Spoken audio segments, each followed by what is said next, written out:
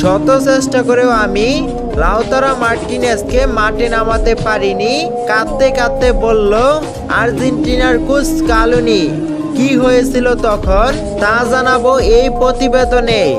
দর্শক, আর্জেন্টিনা ও স্পেনের মধ্যকার ফাইনাল ম্যাচটা শুরুতে সবকিছু ঠিকঠাক থাকলেও 10 মিনিট পর থেকে শুরু হয় একের পর এক রেফারির ভুল সিদ্ধান্ত। আর্জেন্টিনার কোচ স্কালোনি দেশে ফিরে সাংবাদিকদের প্রশ্ন উত্তরে জানায়, আমি বারবার লাউতারা মার্টিনেজকে মাঠে নামাতে চেয়েছি।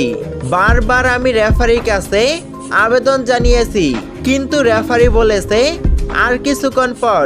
তখনই আমার বোঝা হয়ে গেছিল এই ম্যাচে কে চ্যাম্পিয়ন হবে তা হয়তো আগে থেকে ঠিক হয়ে গেছে।